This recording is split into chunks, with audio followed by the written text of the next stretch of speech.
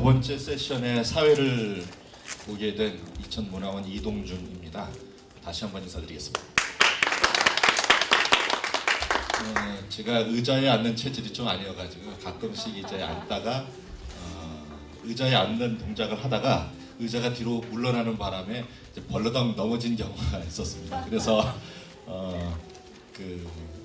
제가 이제 자주 자리에 앉지 않는다 하더라도 여러분께서 좀 너그러이 봐주시면 감사하겠습니다. 오늘 굉장히 귀중한 컨퍼런스를 진행하고 있는데요. 제목이 삶의 세계와 생태적 전망이라는 주제를 가지고 이제 컨퍼런스를 하게 되었습니다. 여기서 이제 제가 참 주목하고 있는 부분은 삶의 세계라는 단어인데요.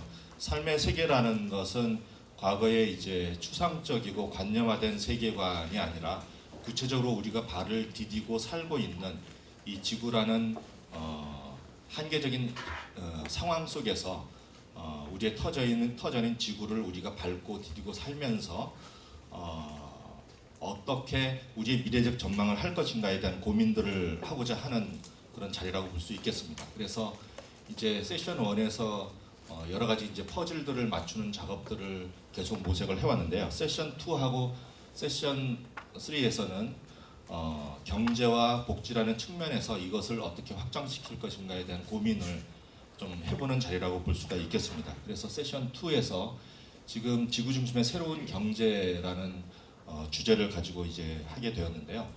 여기에서 우리가 좀 더 과감하고 혁신적인 사고 방식을 가지고 구체적인 이 지구 환경 속에서 어떻게 인간의 경제 생활, 경제 행위 자체를 새롭게 모색할 것인가에 대해서 아주 귀중한 분을 모시게 되었습니다. 한밭대학교의 경상대학 경제학과 교수로 계시는 조용탁 교수님을 모시게 되었는데요. 박수로 맞으시면 우리 교수님 같은 경우는 나눠드린 자료에 보면은 그 QR 코드로 들어가시면은 발표 자료가 나와 있습니다. 자세히 읽어보시면 더 도움이 되실 텐데요.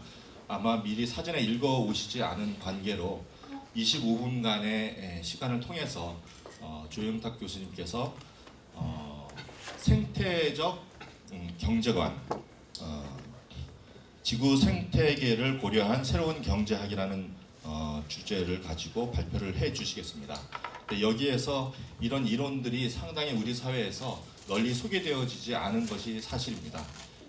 저도 이제 환경 분야에서 활동을 해왔었지만 UNEP라든지 이런 데서 처음에 이제 소개되었던 그 용어들은 지속 가능성이라는 개념이었고요, 지속 가능한 발전이라는 개념이었는데 이런 부분들과 아울러서 이제 UN 단위에서 논의되었던 그리고 제시되었던 단어들이 개념들이 환경 용량이라는 개념이었습니다. 그리고 이제 생태 예산이라는 개념들이었는데요.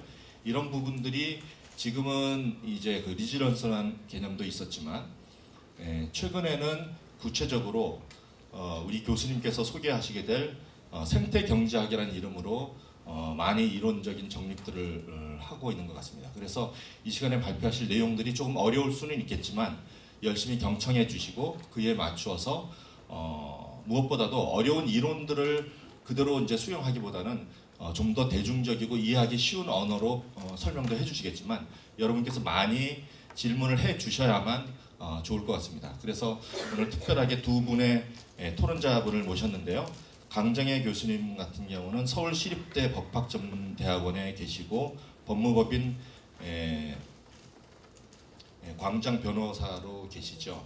그리고 지구와 사람을 통해서 많은 활동들을 하고 계시는데 그 중에서도 생태 경제학 분야에 많은 관심을 갖고 계십니다. 토론을 잘 해주시리라 믿습니다. 여러분 소개해드리겠습니다. 그리고 이원재 이사님 토론자로 또 모셨는데요. 여시제 기획이사로 계십니다. 우리 여러분 여시제라고 이제 저도 자주 듣지는 못했는데요. 이 단체를 소개해드리자면은 지속가능한 도시적인 그 미래 사회를 새롭게 구상을 하면서 창의적인 인재들을 양성하는 기관으로 이제 싱크탱크로 이제 알려져 있습니다. 그래서 우리 이원재 이사님께서 토론문을 제출해 주셨는데요. 이 내용들을 보니까 상당히 우리의 실생활 속에서 피부로 체감할 수 있는 고민들, 그런 문제들을 제기를 해주셨습니다. 그래서 토론 시간이 좀 더 활발하게 되리라 생각을 합니다. 우리 이원재 이사님 소개해드리겠습니다. 예, 그러면은 시간이 많지 않은 관계로 25분간의 시간을 통해서 우리 조영탁 교수님께서 지구 생태계를 고려한 새로운 경제학 발표를 해주시겠습니다. 예, 박수로 맞으십시오. 예, 감사합니다. 쉬는 시간에 보니까 음악이 나오는데 아시는 분 다 아시겠지만 블랙크린과 마지막 비상구라는 영화 OST죠. 예. 마치 이 모임이 지구 생태계가 위기로 빠지기 전에 우리가 추구해야 될 마지막 출구를 잡고 계신 분들이 아닌가 그런 느낌을 받아서 굉장히 감회가 새롭고요. 굉장히 좋습니다. 왜 좋은 이유는 또 한 가지 더 있습니다. 제가 사실 이 전력 이쪽 정책에 좀 이렇게 어깨너머로 관여하다 보니까 이렇게 그런 회의를 많이 하고 사실은 오늘 회의가 7번째 회의입니다. 근데 앞에 가면요 머리가 아파요. 회의 가기 전에부터 또 서로 자기 주장하고 어떻게 해야 되지 이런 느낌인데 오늘은 굉장히 오면서 머리가 맑았습니다. 좋은 분들 만나고 또 이런 좋은 방향으로 이제 의견을 교환하시는 자리다 싶어가지고 굉장히 마음이 굉장히 가벼웠습니다. 게다가 날씨까지 좋았습니다. 제가 첫 번째 세션을 얘기를 처음 와서요. 첫 번째 세션 얘기를 들으면서 조금 발표를 바꿀까라고 생각을 했었습니다. 제가 이제 이 보면요 좀 복잡한 얘기 있고 경제 하시지 않은 분들 좀 어려워요. 근데 그 핵심은 뒤에 제가 간단하게 말씀드리고 그 앞부분에 왜 생태경제학을 하는가에 대한 얘기를 간단하게 좀 할까 합니다. 그래서 보시면 그냥 생각나는 대로 그냥 좀 얘기를 하겠습니다. 린 화이트라는 신학이 있습니다. 혹시 들어오시는지 모르겠는데 그 창세기에 인간이 지비를 많이 해라라는 그 문구가 들어있어가지고 기독교가 이게 생태 파괴의 죽음이다라는 식으로 오해를 받게 만든 그런 사람이 있었는데 그건 이제 좀 과도한 해석이고요. 사실상 그 인간과 자연 간의 어떤 그 생태 파괴 문제를 철학적으로 가장 원흉이라고 얘기는 좀 그렇고요. 문제가 있다는 것은 데카르트입니다. 나는 생각한다, 고로 존재한다. 이게 두 가지 의미에서 분리를 갖고 옵니다. 첫 번째로는 인간과 자연 간의 분리입니다. 그러니까 데카르트 이후에 근대과학 보면 다 자연과학을 과학적으로 다 컨트롤할 수 있다는 암묵적인 가정이 깔리게 됩니다. 그 이후에 모든 근대과학이 그런 식으로 자연을 지배 대상, 관리 대상을 보는 그런 문제에 발전하게 됩니다. 또 하나 있습니다. 자기중심성이죠. 이른바 근대성이라고 얘기하는 거예요. 주체의 확립. 이 되면서 주체와 주체 간의 관계가 단절되기 시작합니다. 그러니까 이중의 단절이라고 저는 그렇게 해석을 합니다. 나는 생각한다, 고로 존재한다는 말이. 근데 이것을 극복을 하려고 했던 사람이 제가 보기에는 이게 무슨 인연입니까? 화이트가 붙어요. 네. 그리고 데카르트와 좀 관계돼요. 왜냐하면 이분이 철학자이면서 수학자입니다. 그리고 앞에 얘기한 린 화이트하고 이름이 좀 비슷해요. 화이트 헤드라는 철학자입니다. 과정과 실제라는 유명한 책을 씁니다. 이분이 얘기하고 있던 게 유기체 철학이면서 이른바 인간과 자연과의 단절 그리고 인간과 인간의 단절에 대한 고민을 많이 하셨던 분이고 제가 이제 앞부분에 좀 이런 장황한 얘기를 넣는 이유가 생태경제학의 철학적 기반이 화이트헤드입니다. 그래서 이제 화이트헤드 얘기를 좀 드린 거고요. 그 관련해서 앞세션과 얘기 관련해서 제가 이제 좀 얘기를 좀 드리면은 그런 건 있는 것 같습니다. 이게 전 세계적으로 그런 흐름이 있는 것 같아요. 이 통합 얘기도 나오고 하는데 화이트헤드가 유명한 말 한 적이 있습니다. 과정과 실제 책에서 전문화는 곧 추상화를 의미한다. 역설적이죠, 굉장히. 우리가 전문지에 가면 굉장히 디테일하고 모든 문제를 잘 객관적으로 보고 라는 식으로 생각하는데 화이트는 거꾸로 그걸 뒤집어 버립니다. 전문화는 추상화다. 왜 그 얘기냐? 앞세션하고 관계됩니다. 각각의 근대과학이라는 것이 자기 분야에 나눠져 있는데 분절화되어 있다는 거죠. 그래서 전체 문제는 퍼즐을 바꾸는 게임을 해야 되는데 각 전문 분야는 퍼즐은 잘 알아. 근데 전체 그림을 모르고 있다는 거죠. 그러면은 전체 그림을 모르는 상태에서 조각 1000개의 조각 중에 하나에 대한 구체적인 지식을 갖고 있다 하더라도 그것은 전체 문제를 해결하는 데 도움이 되지 않는 추상적 지식이라는 뜻이다. 그래서 이게 전문화는 수상하다 이런 말을 해버린 겁니다.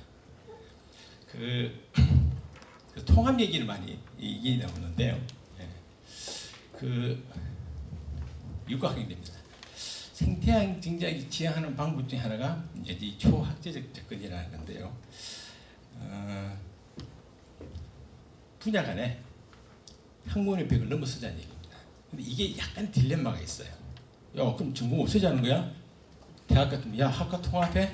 교수들 되게 싫어합니다. 학과 통합이라면. 그죠? 근데 이 얘기가 갖고 있는 세계사적 의미는 뭐냐? 저는 그렇게 생각합니다. 이 거대한 게 하나의 사고의 틀이라는 게 있어요. 패러다임이라는 것이. 사실 우리가 생각하고 있는 지금 모든 근대 학문을 쭉 올라가면 결국은 근대 과학과 만납니다. 뉴턴, 데카르트의 과학혁명. 그죠? 여기서부터 모든 학문이 나오게 된 거고. 근데 이게 이제 한계를 드러내기 시작한 거죠.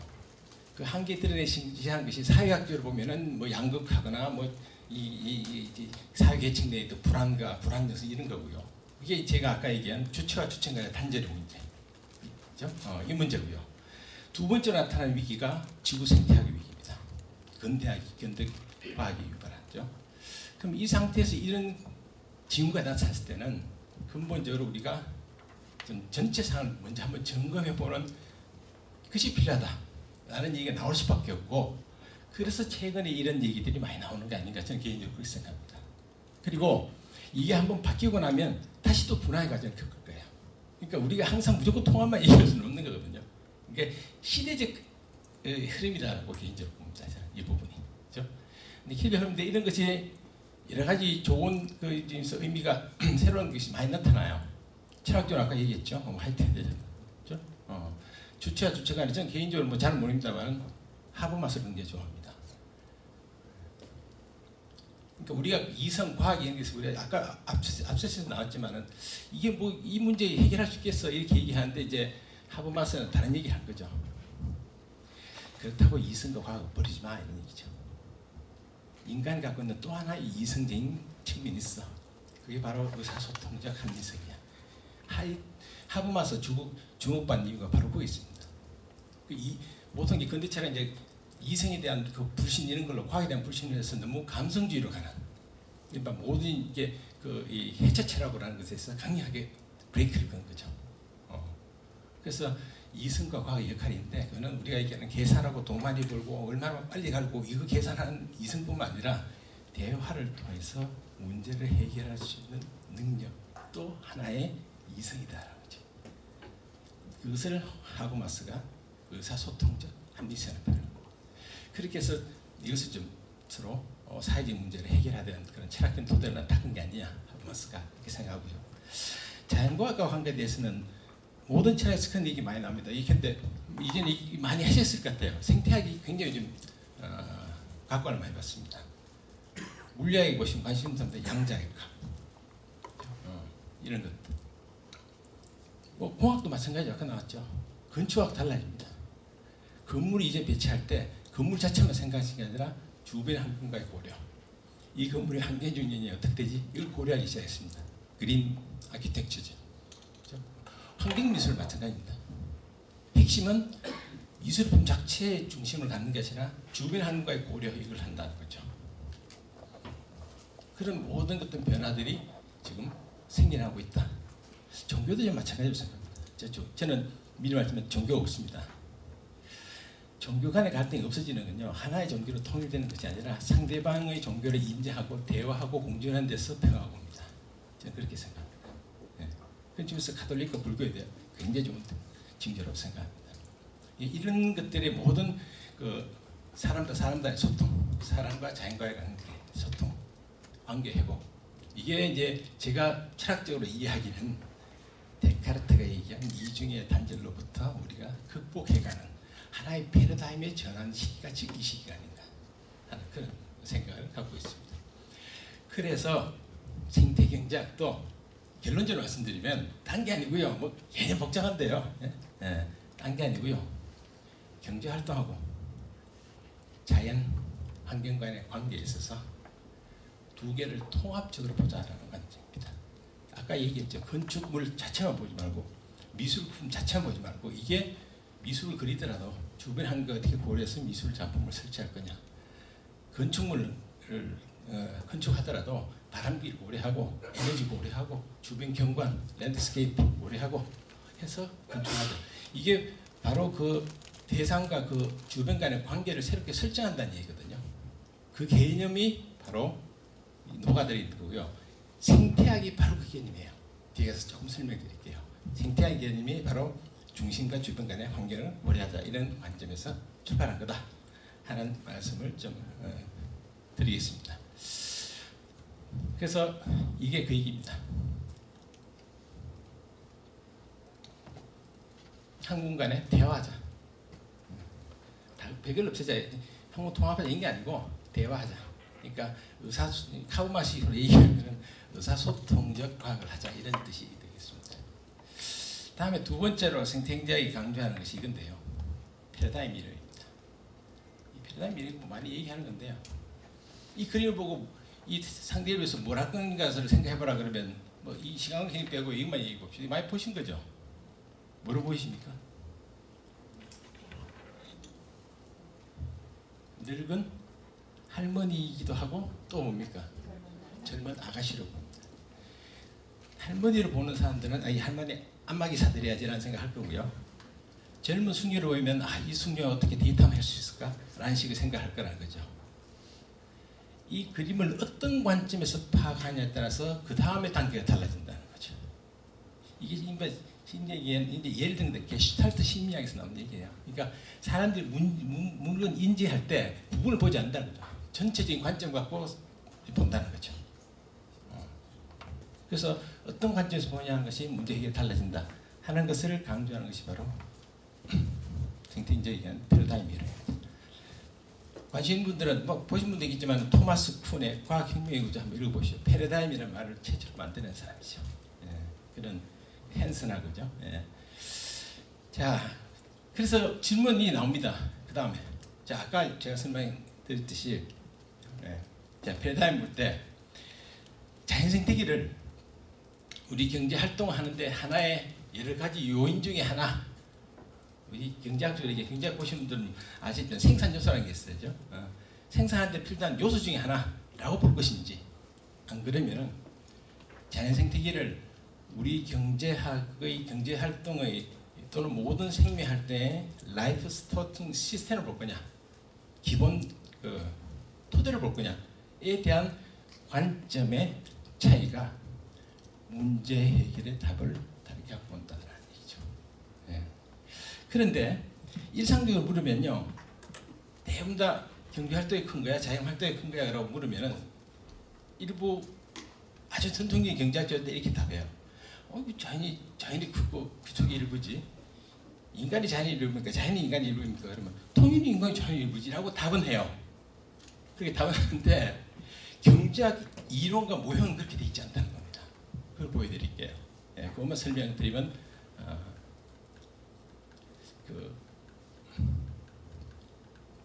이겁니다.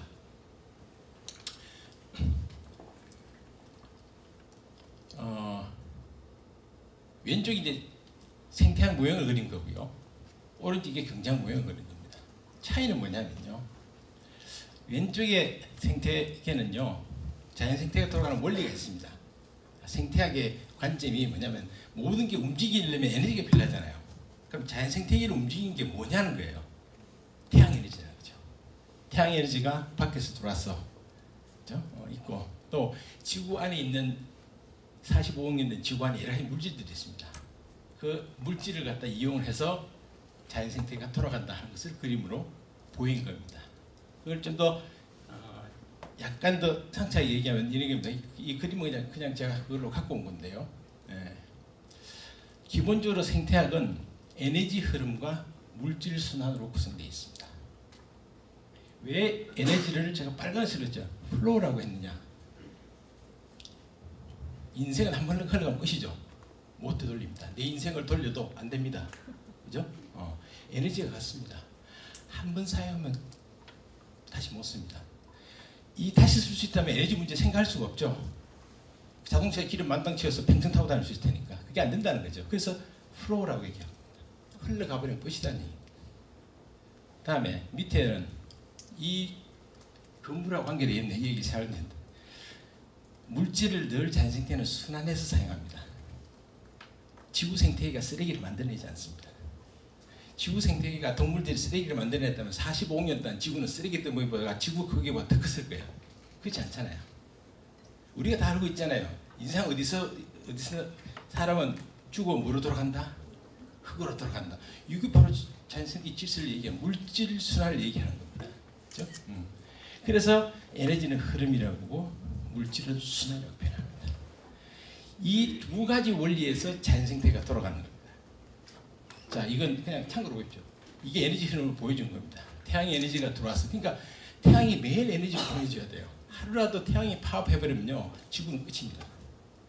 에너지 들어오면 이게 생산자. 아까 첫 번째 세션이었죠. 인간은 자가 독립 생산이 아니다. 맞습니다. 그죠? 1차 생산자는 우리는 광합성 못해요. 물 먹고 햇빛 밑에 서 있다고 배가 부르지 않는다는 얘기죠. 그렇죠? 우리는 광합성을 못하니까. 다 의존해서 삽니다. 네. 그 거대한 에너지, 태양 에너지 일부 속에 우리가 이 3차 소비자로 인간이 들어있는 거죠. 그리고 이 에너지는 보십시오. 전력학적으로 정확하게 태양 에너지가 광합성으로 들어오는 것이 정확하게 열로 똑같이 딱 나가게 되어 있습니다. 이걸 이제 생태학적, 시스템 생태학이 이렇게 생태학을 이렇게 에너지 흐름을 파악을 한 거죠. 그리고 이게 매일 지금도 이 현상이 일어나고 있다. 다음에 물질을 볼까요? 물 순환합니다. 45억 년 전에 지구가 갖고 있던 물이나 지금 지구가 갖고 있는 물이나 같은 물입니다. 그래서 45억 년 때 순환해서 사용했다는 얘기죠. 그걸 보여주는 겁니다. 물의 순환. 누가 돌리느냐? 기본적으로 태양이 돌리죠. 정발돼서 왔다가 물 뜨죠. 그죠? 공기도 순환합니다. 온도 차이에서. 이것도 태양의 힘입니다. 자, 탄소 순환. 물질도 순환이죠. 예. 물질도 순환하는 거죠. 대표적 탄소 순환을 보여주는 겁니다. 광합성을 통해서 다시 어떻게 돌아가는지를 좀 보여주는 거고요. 질소 순환 마찬가지고. 그래서 이걸 종합적으로 해놓은 겁니다. 아, 지구는 이런 빨간색의 에너지 흐름에서 물질이 파란색으로 동글동글 뱅글뱅글 도는 거구나. 이게 생태의 기본입니다. 정리하자면 자연생태계는 에너지 흐름과 물질 순환에서 돌아간다 이 얘기죠. 그리고 에너지는 반복 사용이 불가하니까 매번 에너지를 보내줘야 된다는 겁니다. 자, 이게 이제 기본적인 건데요. 문제는 아까 첫 번째 이제 얘기했죠. 주변 관계를 좀 설정했다는 얘기죠. 근데 그건 경제학, 이거 경제학 모임인데 이거 경제학 원론 첫 페이지 찾아보십시오. 이 그림 딱 나옵니다. 여기 보세요. 생산자 있고 소비자 있고 실물 흐름, 화폐 흐름입니다. 이게 우리가 알고 있는 겁니다. 생산해서 1분기 고용이 얼마냐고 노동시장. 야, 물건 얼마 생산했어? GDP. 그렇죠? 그래서 올해는 한 3% 성장한다네요. 반도체가 잘 나가가지고. 하여튼 이게 이 내부에서 돌아가는 우리가 만든 물건들. 이걸 이제 화폐 가치를 따져서 GDP라고 얘기하고 우리가 GDP 목을 내자는 거죠. 또 생산 요소 시장. 야, 고용이 늘었어 안 늘었어? 대통령이 일자리 상황 갖다 놓고 야, 몇 명 늘었냐 안 늘었냐? 그렇죠? 이게 이 모델입니다. 근데 여기서 하나 생각해 보죠. 아까 제가 뭐랬죠? 인간이 자연일부냐 자연이 인간의 일부냐? 인간이 자연일부다 얘기했죠. 그럼 경제 활동이 자연 생태계의 일부겠습니까? 자연 생태계가 경제 활동의 일부겠습니까? 당연한 얘기예요. 그죠? 이 거대한 아까 이 그림을 보여준 겁니다. 그죠? 에너지 물질에서 자연 생태계 들어가잖아요. 이 속에 모든 호랑이, 토끼, 사슴, 풀 다 삽니다. 인간의 경제활동도 이 안에 들어가 있는 거죠. 맞습니까? 들어가 있는 거죠. 그죠? 근데 지금 오른쪽에 경제학 모형 보시면은 여기는 에너지가 들어와서 이렇게 흘러나오고 물질을 순환한다는 게 나와 있죠. 보입니까? 여기는 돈만 돌아갑니다. 화폐에서 GDP, 일자리 얼마 돼 있느냐, 물가 상승률 얼마냐, 이자 얼마냐, 이것만 나와 있습니다. 그게 아까 얘기한 겁니다. 얘와 따로 생각했다는 데카르트처럼. 나는 존재한다. 나는 생각한다. 고로 존재한다. 나는 활동한다. 고로 혼자 존재한다. 이런 얘기가 된 거죠. 경제학 모델이. 제가 경제학자로 굉장히 소박한 꿈을 하나 갖고 있습니다. 무슨 꿈이냐? 이 바깥쪽에 동그라미 하나 덧치는 겁니다. 동그라미 덧치고 그 동그라미 친 데는 제가 뭐라고 이름 붙이겠습니까? 자연, 환경이라고 이름 붙일 거예요. 즉 인간의 경제 활동은 에너지 흐름과 물질 순환에서 돌아가는 거대한 자연 생태계 안에 들어가 있다는 것을 강조하고 싶다는 거죠. 그러면 당연히 어떤 문제가 생기느냐? 자, 이게 이제 질문을 다 놨죠. 이렇게 해놓으면은 GDP가 얼마냐, 고용이 얼마냐 보이는데 도대체 우리가 GDP를 우리 1조에 1,500조입니다. 한국이 1,500조를 생산할 때 도대체 어떤 에너지를 얼마나 사용했느냐, 그리고 그 에너지 다 어디로 갔느냐, 또 모든 제일 많이 쓰는 것이 물과 공기입니다. 근데 그걸 빼고 많이 쓰는 게 철 같은 거예요. 또 건축 자재 많이 씁니다. 그럼 물질들은 어디에서 처리되느냐가 이게 보입니까? 여기서 안 보이잖아요. 나는 활동한다, 고로 혼자 존재한다, 이런 식의 모델이 된 거죠. 그래서 생태계가 딴 거 아닙니다.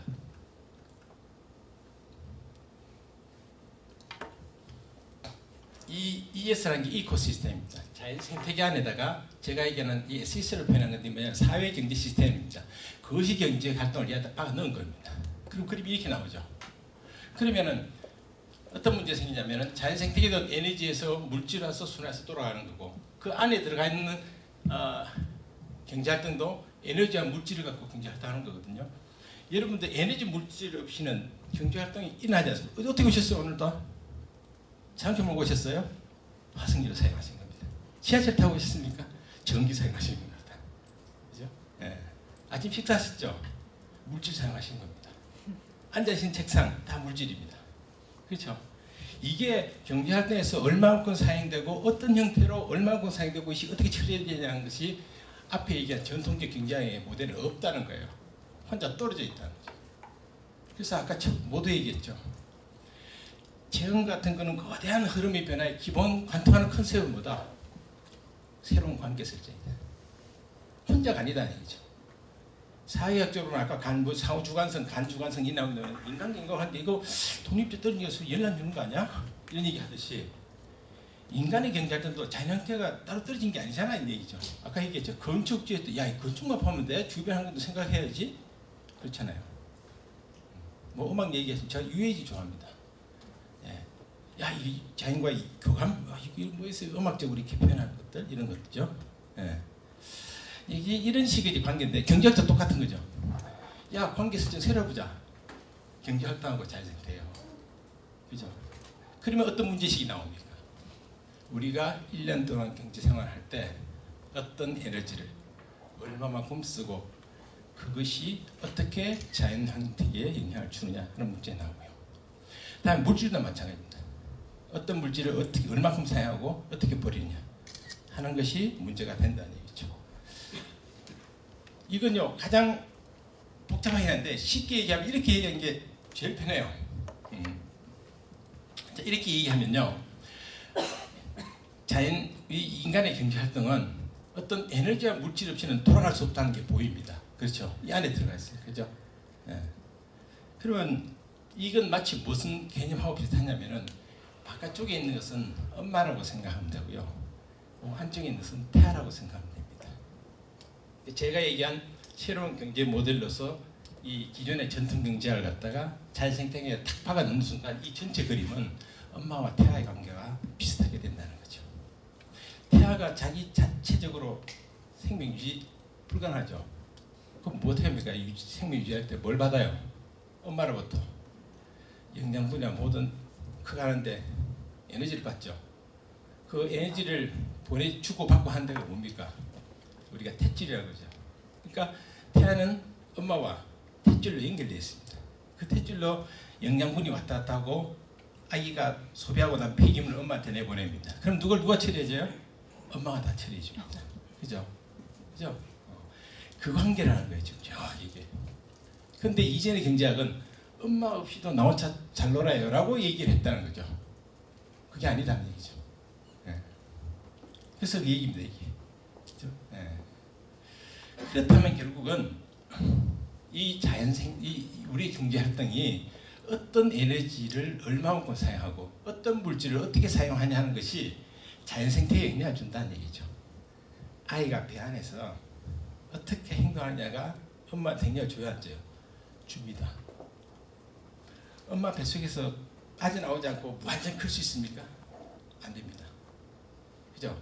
그럼 만일 아이가 엄마 몸속에 계속 있어야 된다면은 엄마의 관계를 생각 안 할 수가 없어요. 내가 몸무게가 어느 정도 돼야지만 엄마가 버틸 수 있다. 그죠? 아까 얘기한 환경영향 개념입니다. 그죠? 네. 그걸 이제 고민해야 된다는 거죠, 경제학이. 근데 그동안 경제학은 그걸 고민하지 않았습니다. 오로지 뭡니까? GDP의 성장, 고용의 확대 이것만 고려했다는 거죠. 그 자체가 중요하지 않다는 거 아닙니다. 대단히 중요합니다. 하지만 그것과 동시에 이 자연환경에 대한 고려도 동시에 감안하지 않으면 안 될 상황이 왔다는 얘기입니다. 그래서 한 2분 다 이제 오버됐는데요. 마치 있습니다. 그래서 핵심은 이렇게 되는 거죠. 근데 우리가 지금 경제활동을 보면 아까 얘기했죠. 어떤 에너지 어떻게 사용하냐 했는데 에너지를 주로 뭘 사용합니까 우리가? 화석연료를 사용합니다. CO2를 많이 유발하는. 엄마가 처리하기 좀 곤란하다는 거 아니에요. 그래서 지금 0.85도씩 올랐다는 거 아닙니까? 이렇게 나가면 아까 우리 강 변호사님 얘기했죠. 6도씩 올라가 버렸네. 엄마가 6도씩 올라가면 죽을지 살지 몰라요. 엄마가 죽으면 그 안에 있는 아이는 어떻게 됩니까? 자동적 사망이죠. 그죠? 예. 그러니까 이게 충돌된다. 그럼 엄마는 그동안 어떻게 살았어? 물어보니까 야, 나 화석연료 안 썼어. 이런 얘기죠. 아까 얘기했죠. 난 태양열이 갖고 45억 년 동안 했거든? 이런 얘기죠. 다음에 얘기해. 아까 물질 얘기했죠. 자연생태계는 쓰레기 안 만들어낸다 그랬죠. 얘는 뭡니까 우리가? 쓰고 버리고 쓰고 버리잖아요. 일회용이죠. 아까 굉장히 인상적이었습니다. 제가 수없이 토론회 본을 갔지만 이 발표 자료 안 주는 건 처음이야. 속으로는 좀 내가 좀 야박하다 이런 느낌까지 들었어요. 솔직히. 근데 그 의도는 내가 충분히 이해가 된다. 물질을 적게 쓰자는 얘기구나. 맞는 얘기입니다. 생태인자학 관점에서. 그죠? 그래서 이제 엄마는 어떻게 했냐 물어보니까 나는 쓰레기 안 만들어서 계속 이제 썼던 거 안 버리고 계속 순환했었어. 아까 제가 몇 가지 보여드렸죠. 계속 순환했었죠. 이게 충돌하고 있다는 얘기죠.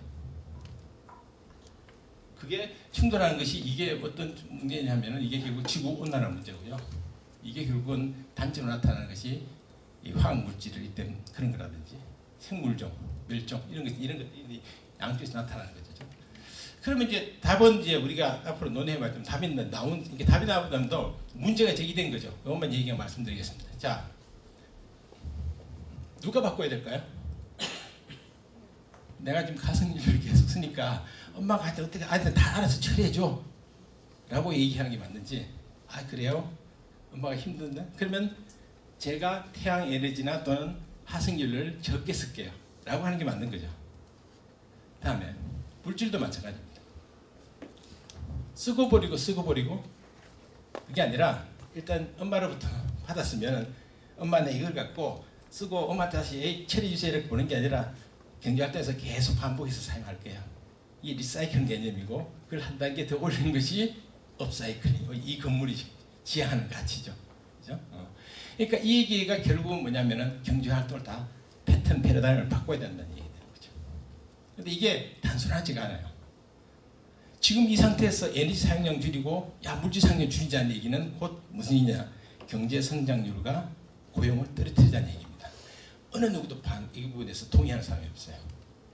단 한 3% 굉장한 영성적인 그런 아주 철저한 생태학적 가치에 충돌되어 있는 사람들은 자동차도 안 타고 다닙니다. 그냥 자전거 타고 다니고 옷도 많이 안 써요. 그분들 다 한두 벌 돈 다 입고 스님처럼 사시는 거죠. 부디스트 이코노미. 근데 그렇게 모든 대중적으로 그렇게 요구할 수는 없잖아요. 그래서 이제 이걸 어떻게 해결할 거냐 얘기죠. 거기서 바로 이제 제가 했더니 일정 부분 한계는 있지만 과학기술의 도움도 필요하다는 얘기죠.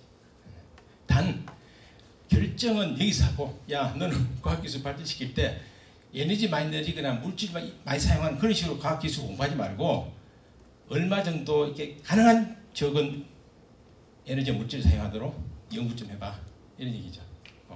그런 식으로 이제 과학도 적절하게 활용하고 또 가치관도 바뀌어야 돼요, 사실은. 그렇죠? 이 모든 것이 다 바뀌어야 되는 거죠. 그래서 이제 환경을 좀 보존하고 다음에 그 과정에서 일자리를 새롭게 만들어낼 수 있습니다. 이게 태양 에너지 뭐 등등 이런 거, 재생 에너지 뭐 이런 거 많이 하게 되고 재활용하게 되면 이게 노동 집약적인 산업이에요. 그렇기 때문에 일자리 창출도 좀 할 수 있는 방식으로 하고 그러면서도 동시에 우리가 원시시도 돌아갈 수 없으니까 동시에 이제 근대 과학이 주는 어떤 물질 표현을 좀 누리면서 이 굉장히 어려운 복잡한 문제를 동시에 좀 해결해 나가는 것이 바로 21세기 우리 인류가 지향해야 될 지속 가능한 발전의 개념이 될 거고 그래서 핵심은 이제 어떻게 하면 에너지를 적게 쓰고 화석연료를 적게 쓰고 또 이 화석연료 자체를 깨끗한 에너지를 바꿀 것이냐 그리고 물질의 사용량을 어떻게 하면 가능한 줄이고 또 폐기물을 만들지 않고 재활용할 거냐라는 식으로 경제 활동을 바꾸는 방법으로 문제가 바뀌게 된다 하는 거고 그것은 아까 제가 말씀드렸지만 모형 자체를 그냥 엄마를 생각하지 않는 모형이 아니라 이런 모형이 생태계적 모형, 거시 모형 이렇게 만들어짐으로써 그런 문제가 나오게 되는 거고 그 문제를 연구하는 것이 바로 생태경제에 관한 기본 문제의식이 되겠습니다. 그것만 말씀드리고 혹시 시간이 되면 나중에 이 문제 좋고요. 지금 현재 에너지 문제가 굉장히 핫 이슈가 돼 있는데 그에 대한 질문도 좋고요. 해서 질문 문제가 아는 부분에서 답해드리겠습니다. 좀 이 17분 정도 오버했습니다. 죄송합니다. 이거 발표 마치겠습니다. 따라가기가 쉽지 않았거든요. 그래서 그 토론을 해주실 강정혜 교수님도 구체적으로 아주 세부적인 내용들을 질문해 주셨는데요. 실질적으로 여러분들과 나누기 위해서 가장 중심이 되는 바탕이 되는 중심적인 사고가 무엇인지에 대한 이제 개념적인 정리 부분부터 이제 해주셨기 때문에 또 너무 세부적인 질문을 하시다 보면 여기 앉아 계시는 우리 분들과 소통하기가 또 쉽지 않을까 이런 생각이 드네요. 그러면은 좀 더 우리들의 이해를 쉽게 하기 위해서 강정혜 교수님께서 한 10분여에 걸쳐서 질문의 요지를 말씀해 주시고요. 거기에 대해서 우리 조영탁 교수님께서 말씀해 주시겠습니다. 네, 강정혜입니다. 아까 일어나서 인사를 드려야 되는데요. 저도 사회자님과 똑같은 이유로 한번 의자에서 일어서면 다시 못 앉을 것 같아서 굉장히 겁이 나더라고요. 제가 아마 대한민국 여성 평균 신장보다 약간 하회하는 것 같습니다. 그래서 앉기가 더 이상 설명을 안 드려도 아시겠죠. 발바닥이 땅에 붙어야 뭔가 편안하고 안정감을 느끼는데 앉을 때 좀 힘들었습니다. 앉아서 인사드리는 걸 양해해 주시기 바라고요. 조영탁 교수님의 강의를 듣고 굉장히 저는 감명을 받았습니다. 사실은 미리 발제문 슬라이드를 다 보내주셨고 또 참고삼아 또 제가 논문도 찾아 읽긴 했습니다만은 굉장히 어려운 개념으로 돼 있어서 사실 그 토론문에는 읽다가 궁금한 것 위주로 썼는데 또 대부분의 어떤 제 토론문에 쓰인 그 생각은 강의를 들으면서 또 이해되는 부분이 있어서 역시 사람들이 서로 모이고 듣고 이런 대면 컨퍼런스가 정말 필요한 것이 아닌가 그런 생각을 했습니다. 우선 교수님께서 말씀하시는 새로운 개념, 기존의 학문간 분절 현상으로 인해서 전체적으로 통찰할 수 없었던 부분을 날카롭게 지적하시고 이걸 통합하라는 그런 시도가 굉장히 저한테는 의미 깊게 다가왔고 중요시하다고 생각이 됩니다. 사실 아마 여기 파릇파릇한 학생 나이 때는 이제 그런 현상이 없겠지만 저처럼 장기간 물론 또 저보다 더 장기간 일하신 분들이 있겠지만 한쪽 그러니까 법 관련 이쪽 분야만 이제 한 20여 년 이상 일을 하게 되면요 모든 사고나 패러다임이나 이해도 결국 제가 여태까지 프랙티스하고 공부한 그 창을 통해서만 이해되는 이런 애로사항이 생기는데요. 이거는 어쩔 수가 없는 현상인 것 같습니다. 그래서 이런 장소에서 의견을 교환하고 생각의 지평을 넓히는 게 필요한 것 같은데요. 저는 사실 이렇게 교수님 의견을 그러니까 아까 설명을 들으면서 맞아 그래요. 우리 쪽도 그런데 너무 제 프레임으로 이해하는 게 이게 명확하게 다가오는 거예요. 저희 같은 경우 저는 사실 14년 프랙티스를 하다가 학교 온 지 한 12년 로스쿨 만든다고 해서 왔는데요. 학교 와서 정말 놀랐던 게 커리큘럼이 민법, 상법, 민사소송법, 국제거래법 쫙 나뉘어져 있고 그 분야마다 굉장히 심도 있게 진행이 돼 있습니다. 제가 이미 대학 졸업할 때보다 더 아까 자연과학 쪽도 그러시다고 했는데 굉장히 심화돼 있다 보니까 교수님들은 굉장히 복잡하고 정말 그 심도 있는 이론이나 이런 거를 하시는데 학생들 입장에서는 그 전문화되고 분자화된 지식만으로 이게 문제를 풀 수 있을까? 오히려 제가 요즘 시도하는 방식은 뭔가 실제 케이스가 주어지면 그래 그냥 가슴에 손을 얹고 이게 옳은가 저게 옳은가 뭐가 정의가 일단 마음속으로 느껴봐. 이쪽이 옳아? 그래? 그러면 네가 배운 민법, 상법, 미서성법 모든 지식, 헌법 동원해서 논리를 찾아봐. 이게 사실 맞는 방식이 아닐까. 이거는 아까 첫 번째 세션에서 그 임미정 교수님이 말씀하신 뭔가 직관적인 저는 이렇게 생각하면 이런 황당한 강의를 하면 교수가 어떡하냐 근데 아니요 이게 정말 저는 굉장히 유용하다고 생각을 합니다. 이게 사실 학문적으로 발전된 그 교육 방식이기도 해요. PBL이라고 프로블럼 그러니까 문제 방식 문제를 주어지고 거기에서 해결책을 찾아보라는 겁니다. 그래서 이런 시도가 지금 그 교수님께서 말씀하신 것도 이런 방식으로 지금 전 지구가 안고 있는 문제를 전체 통으로 보고 그래 이건 아니지 그럼 뭐가 문제일까 이런 식으로 어떤 새로운 그 양쪽 생태학과 경제학을 양쪽을 보시면서 통으로 구축하시고 이해하는 프레임도 결국 제가 배운 저희 전공 영역의 창으로 보면 그런 거하고 너무 동일하다. 결국 문제를 푸는 방식은 동일한 프레임이 아닌가 이런 생각을 해봤습니다. 그리고 교수님께서 너무 설명을 잘 해주셔가지고 제가 어쨌든 제가 경제학이라 하면 그 경제학 개론 정도의 그 수준과 그 언론에서 보도되는 정도의 지식밖에 없기 때문에 그거 좀 양해해 주시고요. 제가 이미 그래서 궁금한 걸 몇 가지 여쭤보겠습니다. 그 교수님께서 이제 그 향후 자원 흐름의 모형 그 세 가지 중에서 이제 세 가지 과제를 말씀해 주셨는데 그 과제와 관련해서요. 일단 제가 이번에 굉장히 큰 깨달음을 얻었는데 교수님 지금 말씀하신 내용 중에서 이 자원은 이제 에너지와 물질로 구성되고 이 자원 흐름이 있는데 이 에너지는 지금 그 태양 에너지 대 화석 에너지 구도라는 것, 그 다음에 물질은 순환 대 일방통행식 구도라는 것, 이 대칭적인 구도를 아주 명확하게 그 설명을 해주시는 바람에 제가 현 상황에서 뭐가 지금 문제가 있는지를 정말 명확히 이해된 그런 순간이 있었습니다. 그래서 지금 이 태양 에너지 대 화석 에너지 구도에서 이 아까 말씀하신 그 중에서 에너지는 도표에서 태양 에너지 바깥에서는 그 하나밖에 없었는데요. 혹시 이건 아주 초등학생 다운 질문인지도 모르겠는데 왜냐면 제가 자연과학적 지식이 없거든요.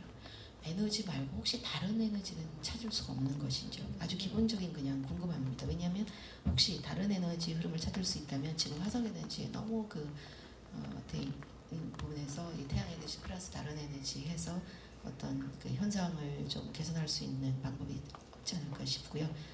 그 다음에 한 가지 이제 궁금한 점이 지금 그 선진국과 상층이 더 많은 이제 경제적 부담을 가지고 자연 생태계 지속 가능성을 이제 보장을 해야 되는데 지금 현실로 대표적인 게 어느 한 나라이긴 합니다만은 선진국이 그 흐름에 모두 다 앞장서 있지는 않습니다. 그러면 거기 그 이탈에 있는 대우에서 벗어나 있는 그 강대국 내지 선진국 어느 한 나라가 떠오르긴 합니다만은 어떤 식으로 우리가 그 푸시를 할 수 있는 것인지 전쟁을 할 수도 없는 것이고요. 그 점에서 좀 막혔습니다. 그 다음에 또 질문 한 가지는 아까 생태적 관점에서 생태적 뉴딜을 통해서 그 노동지향적 산업이기 때문에 새로운 어떤 고용 창출이 이루어질 수 있다고 말씀을 해주셨는데요. 제가 보기에는 혹시 그 국가 개입의 양적 확대라는 생태적 뉴딜이라는 이런 방식도 결국은 어떤 소득 분배, 유효수요 창출, 유효수요 증대 기찬 고용 창출이라는 전통적 뉴딜 방식과 같은 구조가 아닌 것인가? 다른 구조라면은 왜 다른 것인지 그것이 좀 궁금했습니다. 그리고 마지막으로 이제 궁금한 점이 생태경제학은 이제 생태계의 다양한 가치를 화폐 단위로 통합하지 않고 다양한 생태 물리학적 지표와 사회적 가정으로 측정하는 시도를 하고 있다는데 제가 첫 번째 그 궁금한 점은 저희가 굉장히 계량적인 아까 플로우에서도 저 교수님께서 말씀해 주셨지만 계량화돼 있고 수치화돼 있지 않으면 저희가 잘 믿으려 하질 않습니다. 기본적으로 학문 자체가 객관화되어 있는 이런 베이스이기 때문에요. 그러면 그 지금 범용되고 있는 어떤 그 기수적인 그런 지표와 달리 생태 물리학적 지표와 사회 과정 이런 것으로 구체적으로 어떻게 측정 가능한 것인지 그게 이제 마지막 질문입니다. 그리고 제가 마지막 질문과 덧붙여서 사실은 제가 말씀드릴 거는 저도 사실 똑같은 질문을 학생들이 하고 있는 걸로 알고 있어요. 저희 영역에서 보면은 법이 뭐냐, 정의가 뭐냐, 측정 가능한가. 그래서 저는 첫 시간에 학생들한테 그럽니다. 내가 알기로는 특히 이제 학부가 이제 로스쿨이니까 대학원 과정이잖아요. 저 손들어 보라 그럽니다. 자연과학 전공한 학생. 그러면 그쪽 영역에서 모든 게 데이터하고 수치화되고 그래프, 길이, 짧이, 질량, 분량으로 계량되지만 법은 그런 거 없다. 그래서 처음에는 굉장히 어려울 수 있다. 그러나 한참 프랙티스하고 제대로 배우고 나면은 내 마음속에 천칭저울이 생긴다. 자네 양심으로 그걸 재는 거라고. 그런 식의 어떤 설명을 합니다만 제가 이런 답을 하고 나서 보니까 세 번째 질문하고 사실은 맥락이 다 있어요. 저희도 계량화될 수 있지만 결국 정의나 어떤 법적 공평, 형평성 이런 건 측정이 저는 감히 가능하다고 믿고 있거든요. 사실 그래서 세 번째 질문은 제가 느끼고 있는 거하고 대동소이하게 합니다만은 교수님의 또 그 해안을 듣고 싶습니다. 이상입니다.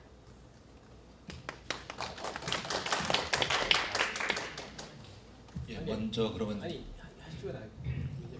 이렇게 해주시겠습니까? 예, 좋습니다. 좀 많이 받아가지고 이어서 그러면은 발표해 주시기 바랍니다. 중간에 좀 혼선이 있어가지고 강정일 변호사 교수님께서 박수를 덜 받으신 것 같은데 박수 한번 더 해주시면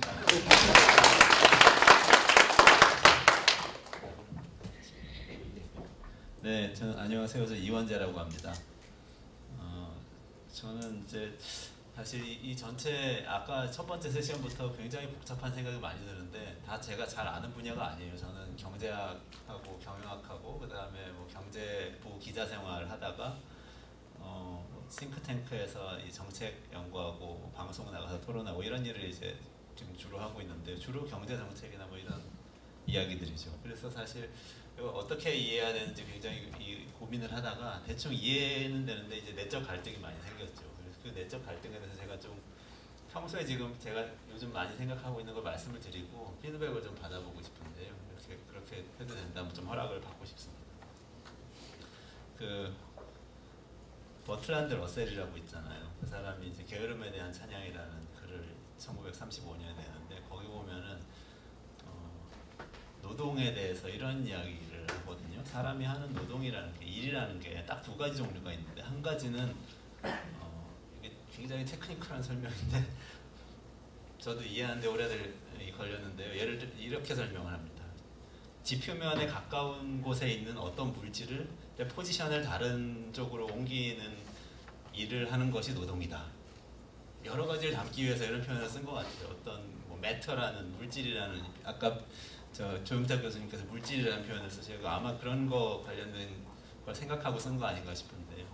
첫 번째는 그겁니다. 어쨌든 지구상에 있는 뭔가를 이렇게 위치를 이동시키거나 변화시키는 거.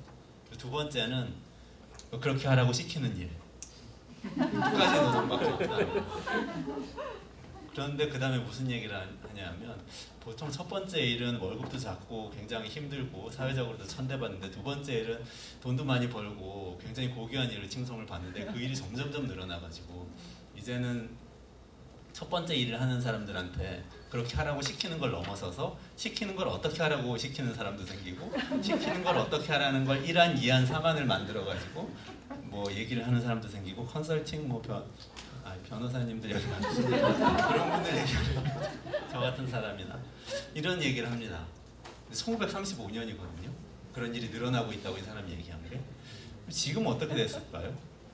저는 요즘 이런 생각을 좀 많이 하는데요. 하루를 딱 지나고 이제 집에 들어가가지고 생각을 해보면 내가 오늘 무슨 일을 했지? 이렇게 생각해보면 내가 한 일 중에 정말 일이라고 부를 수 있는 게 있나? 노동이라고 부를 수 있는 게 있나? 노동이라고 하면 여기서 버트란드 러셀의 정의 생산하는 거 있잖아요. 직접적으로 뭔가 이렇게 만들어내는 거.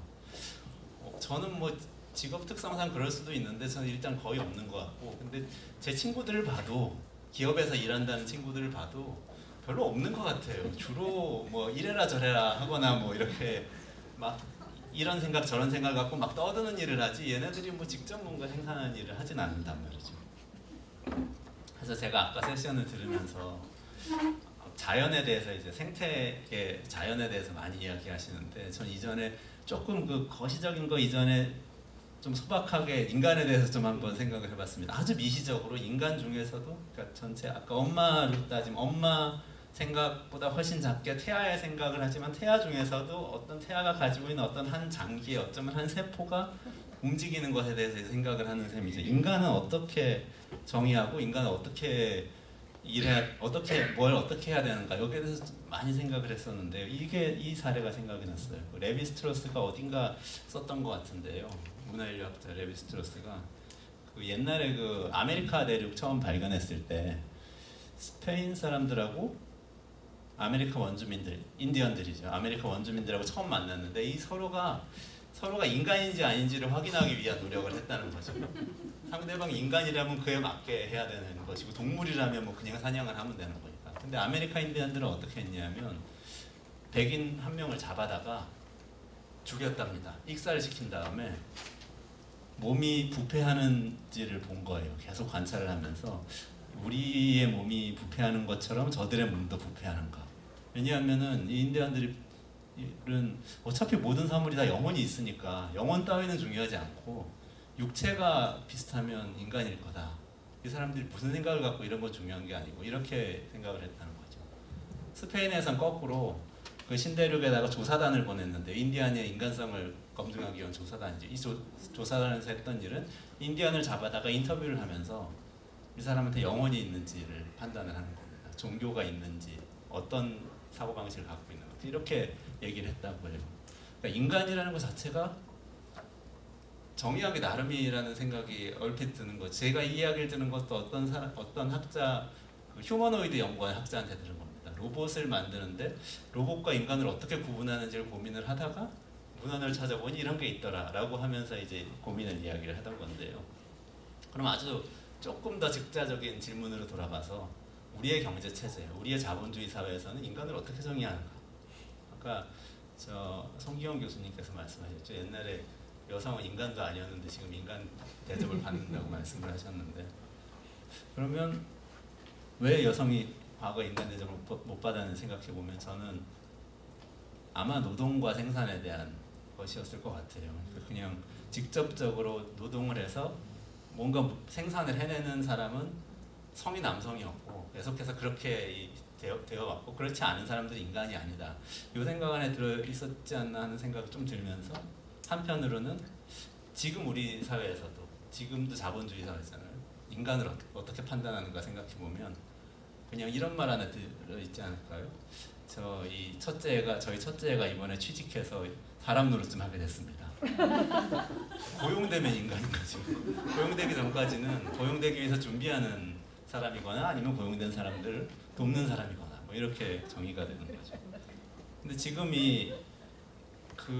우리가 인간을 만약에 그렇게 정의를 한다면 버트런드 러셀이 이야기했던 그 현상은 지금 점점 더 가속화돼서 인공지능이 나오고 뭐 사물 인터넷이 나오고 그러면서 훨씬 더 아마 더 심화됐을 것 같은데요. 아마 뭐 우리가 많이 상상하는 그런 이제 사람이 거의 직접적인 노동을 안 해도 되는 상황이 금방 올 것 같기도 합니다.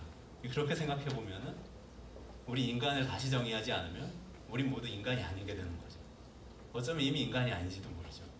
이미 기계가 인간인 거죠. 인간이 생산하고 노동하는 게 인간이고 물질을 변화시켜야 인간이라고 그러면 물질 변화의 대부분은 지금 자본이 담당하고 있는 거죠. 반도체 생산 라인이 담당하고 있는 것이고 자동차 이 공장이 담당하고 있는 거죠. 이미 그런 것이고 이제 심지어 이제 두뇌가 하고 있는 활동까지도 인공지능에 대체하면 인간이 아닌 상태가 되는 이런 문제가 이제 생기는 거죠. 그래서 이제 얘기가 좀 너무 길어졌는데 한 가지만 더 제가 말씀을 좀 드리겠습니다. 핵심적인 부분들이 아직 안 나온 것 같습니다. 저는 이제 그 핵심 주장을 이제 그러면 말씀하시니까 좀 정신을 차리고 펼쳐보자. 고용이 없는 사회, 좀 더 나가면 노동이 없는 사회가 가능해지고 어떻게 보면 필연적으로 이제 오고 있는데 거기에 대해서 저는 요즘 많이 생각을 합니다. 그 상황에서 이 사람이 가치를 어떻게 찾을 것인가 이제 많이 생각을 하는데 결국은 우리가 생각을 바꿔야 될 것 같아요. 고용되어서 노동하는 사람이 인간인 게 아니고 인간은 존재하는 것이 인간이고 인간이 하는 여러 가지 활동에 대해서 우리 사회가 인정을 해주는 가치를 부여하는 일을 작업을 해야 된다는 이제 생각이 듭니다. 이건 인식의 작업이기도 하지만 제도화의 작업이기도 하고 여러 가지가 이제 있는 거죠. 그렇게 생각을 해보면 그렇게 됐을 때 이제 우리 아까 이제 강금실 변호사님께서 처음에 말씀하셨던 지금 사람들이 생태계에 벌인 여러 가지 문제들을 해결하면서 세운 몇 가지의 비전에 대한 고민을 다시 한번 해보게 됩니다. 거기서 이제 네 가지 말씀하셨는데 첫 번째는 기술로 해결하자. 그리고 두 번째는 다른 행성을 찾아서 다행성 체제를 만들자. 그리고 세 번째는 복잡하게 뭐 이컬로지와 테크놀로지 같이 가는 좀 모순적인 이 체제를 경험해 보자. 네 번째는 성찰하고 이제 통합하는 과정. 이렇게 네 가지 말씀하셨는데 저는 제 느낌은 세 번째, 네 번째는 딱 떨어지는 비전인 것 같지 않습니다. 왜냐하면 이거 자체가 어떤 유토피아 플랜이 아니에요. 비전이라는 것은 우리가 글로 가면 뭔가 이렇게 굉장히 나아진다는 걸 명확하게 제시를 해야 되는데 그렇지 않기 때문에 첫 번째, 두 번째가 많이 들어왔는데요. 그 첫 번째, 두 번째 생각해 볼 때 기술을 통해서 모든 것을 해결할 수 있다라는 말에 대해서 우리 이제 그 생태주의적인 입장을 가진 분들은 즉자적인 반감을 일단 갖는데요. 저는 이제 좀 도발적으로 토론을 해서 얘기를 해보자면 그게 어떻게 보면 우리가 기술을 오해한 것일 수도 있겠다는 생각을 합니다.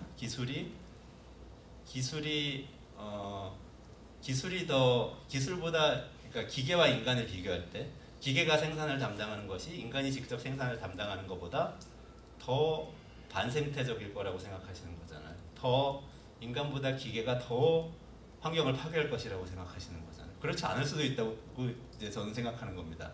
기계 4차 산업혁명으로 생기는 변화는 기계가 인간이 시키는 대로 인간의 확장된 손발로서 기능하는 것이 아니고 스스로 두뇌를 갖게 된다는 것인데 지금까지 했던 생태계 파괴는 모두 인간이 한 것이죠. 기술이 한 게 아니고 기술이 시키는 대로 인간이 시키는 대로 했으니까. 근데 만약에 우리가 이 4차 산업혁명 시대에 인공지능과 사물 인터넷과 블록체인 기술이 생산의 대부분, 유통의 대부분까지 담당하게 될 때 그걸 잘 설계할 수 있다면 그게 더 인간적일 수 있다는 생각이 저는 들고요. 어쩌면 인간이 노동으로부터 후퇴했을 때 더 생태 친화적인 체계를 만들 수 있다. 뭐 이런 생각이 일단 들었습니다. 그게 제 주장의 요지인데 이거를 비전으로 이야기하는 사람들이 있는데 이건 좀 토론으로 남겨놓고 싶은데요. 첫 번째는 가이 스탠딩 같은 사람이 기본소득제를 이야기하면서 새로운 체제를 구상하면서 얘기하는 겁니다. 그럼 대부분의 사람들은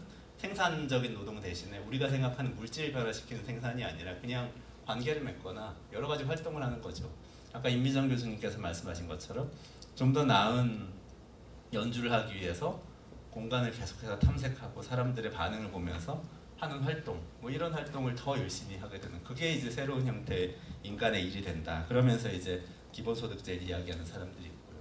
또 이제 지금 독일에서 많이 이야기하는 산업 4.0, 노동 4.0 같은 모델이 있습니다. 이것은 이제 지금 있는 고용을 최대한 유지하면서 그 안에서 이 조합주의적으로 최대한의 소득을 더 많은 사람들이 고용되어서 나눠 가질 수 있도록 만들어가자는 그런 아니죠. 산업사회의 그 다음 단계 같은 방식으로 만들어간 두 가지 정도의 지금 대안이 제출돼 있는데 혹시 이런 것들이 저는 이게 어떤 생태경제학과 어떤 관련을 맺을 수 있는지 조영택 교수님께 대한 이제 질문입니다. 고용 없는 사회나 이런 변화가 기술의 변화가 과연 어떤 식으로 조응할까?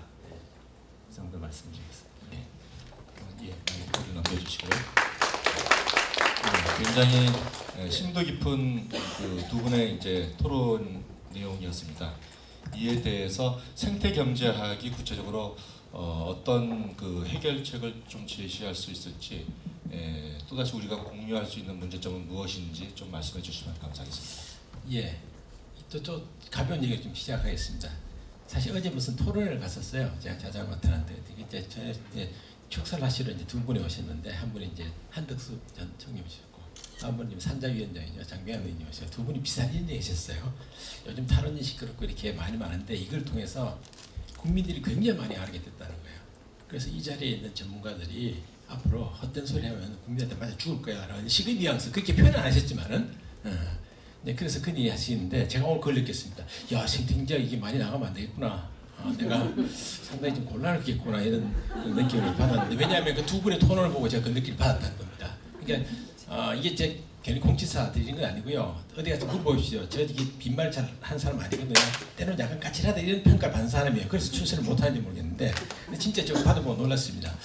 아니 이게 법학하신 분이고 전문적으로 공부하신 분도 아닌데 이렇게 핵심에 대한 질문들을 갖다가 하시는 걸 보고 굉장히 놀랐다는 얘기를 역시 이게 대표님의 내공이 다 전달되는 거 아닌가 싶습니다.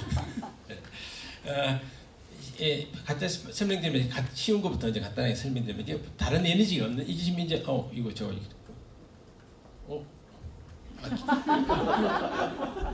제 세션 벌써 끝났다 이 얘기십니까?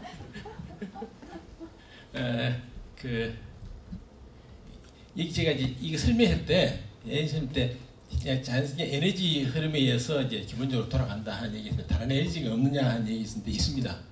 지열 에너지 같은 것도 있죠. 근데 문제는 지열 에너지 같은 경우에 이제 또 일종의 자연적인 에너지긴 한데 근데 이제 광합성이나 이런 걸 일으키지 못하죠. 근데 우리가 이제 이용할 수 있는 이유 중에 하나죠. 근데 나머지의 경우는 대부분 다 자연 생태계에서 올 수 있는 우리가 인위적으로 만들지 않는 에너지라고 얘기할 것 같으면 대략 태양의 에너지죠. 왜냐하면 바람도 사실 태양 에너지 만든 거거든요. 온도차에서 움직이는 거니까. 그래서 핵심은 그래서 태양 에너지다 하는 거 말씀을 드리고요. 두 번째 얘기하신 거는 그거죠. 이 인간도 이 속에 들어가 있으니까 전체적인 생태 제약 속에서 에너지나 물질 사용에 대해서 패턴을 환경 영향을 고려한 범위 내에서 해야 된다라는 얘기를 했는데 과연 선진국은 잘 지키느냐 이런 얘기잖아요. 그것도 힘든 질문 중에 하나입니다. 그게 골치 아파요. 전 세계 20% 인구가 80%의 에너지와 물질을 사용합니다. 그래서 나머지 20%가 지금 선진국 같은 그 정도를 사용합니다. 아까 강 대표님은 한국 기준으로 얘기하면 3.4개인데요. 그거 선진국 평균을 따지면 4.5개로 늘어나 버립니다. 미국하고 다 들어오기 때문이죠. 그러니까 이제 그 문제인데, 그러니까 결국 제가 얘기하는 거 에너지와 물질을 줄이자는 얘기, 이제 자원 흐름을 줄이면서 경제 활동을 해야 된다는 얘기인데, 아까 그걸 줄이면 경제성장이 떨어지니까 다 안 줄이려고 그래요. 근데 이제 생태에서 얘기하는 것은 무슨 소리야? 이걸 줄여야 좀 지구가 살아날 수가 있고, 그러려면 누가 책임이 더 크냐는 얘기하는 거거든요. 그래서 선진국이 싫어하는 말이 있습니다. 국제 회계하면은 CBDR이라고 그러죠. Common but Differentiated Responsibility.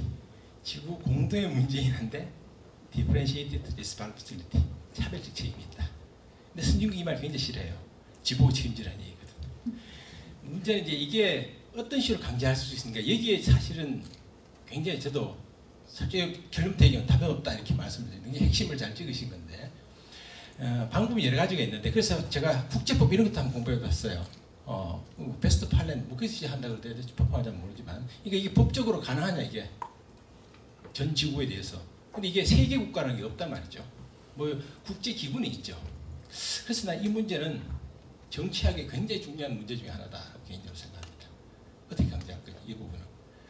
또는 제도적으로 강제할 수 있는 방법도 있거든요. 예컨대 배추권 거래제 같은 거죠. 선진국도 무조건 지금보다 하여튼 뭐 사실 니는 하여튼 뭐 50, 60% 줄이고 개도국은 좀 더 봐주고 이렇게 해서 출범 시켰는데 부시도 튀어나왔고 오바마 다시 들어왔다가 트럼프 다시 튀어나왔고 안 되는 거죠. 그렇다고 국내법 같으면은 집어넣으면 되는데 말 안 듣는다고 법으로. 그럼 국제적으로 지키게 하는 건 전쟁할 수밖에 없는 거거든요. 그건 안 되는 거잖아요. 그죠? 쥐잡자고 초가상관 태울 수는 없잖아요. 그럼 이 문제를 어떻게 할 거냐. 법적으로 그러면 튀어나오고.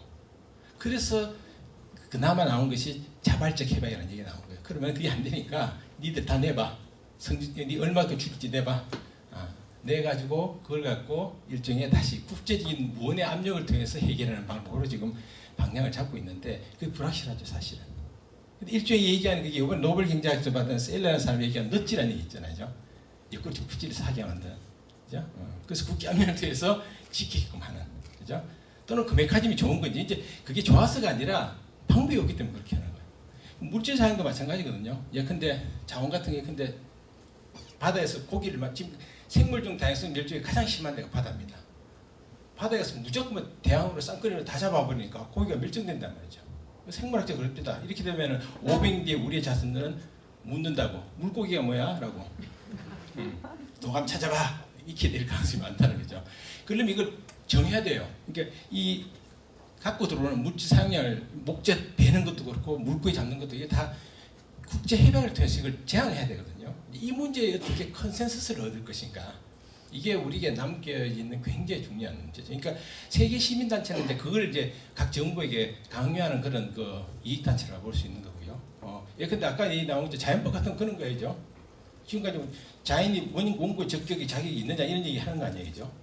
근데 그건 이제 법적으로 각 나라에서 강제하면 좋겠는데 또 그렇게 되느냐 하는 문제가 있는 거죠.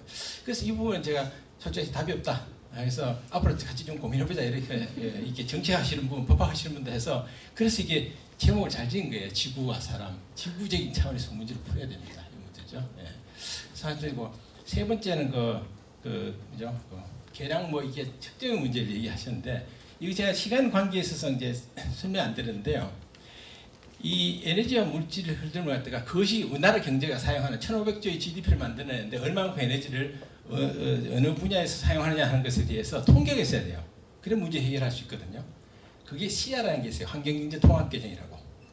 OECD에서 개정을 우리 GDP가 그 개정에서 나온 거거든요. 또 각 나라마다 동일한 방식으로 계산해서 넌 1,500개, 넌 뭐 몇 달 이렇게 하듯이 그 통계를 구축한 작업을 지금 통계청하고 한국은행 관련해서 하고 있는데 지지부진하네요. 그래서 그 통계를 갖고 하면은 어디까지 나오냐면은 우리가 자동차 한 대, 주택 한 대를 더 지었을 때 에너지 물질이 얼마 더 든다는 게 통계적으로 잡히게 됩니다.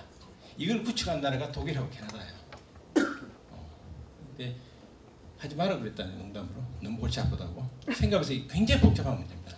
이 책상 하나 만들 때 에너지 물질 얼마 들었냐를 계산하려면요 속된 말로 골 때리는 얘기입니다.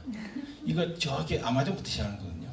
나무 선박 있던 말레이시아에서 나무를 잘라서 실어와서 뭐 이까지 다 계산하는 거기 때문에 굉장히 복잡한 문제인데 하긴 해야 됩니다. 그 통계 구축을 하게 하면 좀 나을 거다 하는 얘기고요. 마지막으로 이거 아까 그 얘기하고 또 관계되는데요. 이원재 이사님 얘기하신 거 제가 현황에서 이 얘기를 안 했는데요. 예. 결론적으로 말씀드리면 제가 이걸 이제 2000 초반대로 만드는데 의도는 MB 뉴딜을 비판하고 진보 진영의 소득주도 성장에 대한 비판을 동시에 깔고 만든 그겁니다. 그러니까 아까 얘기하신 똑같은 얘기 아니냐라는 얘기인데 이제 차이가 크게 얘기하면요. 간단히 얘기하면 그만 얘기 드릴게요. 저는 이론적으로 똑같다고 봅니다. 이렇게 얘기하면 굉장히 발끈하실 텐데 이제 정치적 선의를 갖고 듣지 마시고요. MBA 녹색 유대는 뭐냐 하면은 토목공사에서 경제위기 탈출하다는 얘기예요. 4대강 하고 이게 말이 뭔지 알다 하고 이 말이 그게 저탄소 녹색이지 이거는 포장지거든요. 근데 이런 개념 따져가면 얘기 나온 거예요.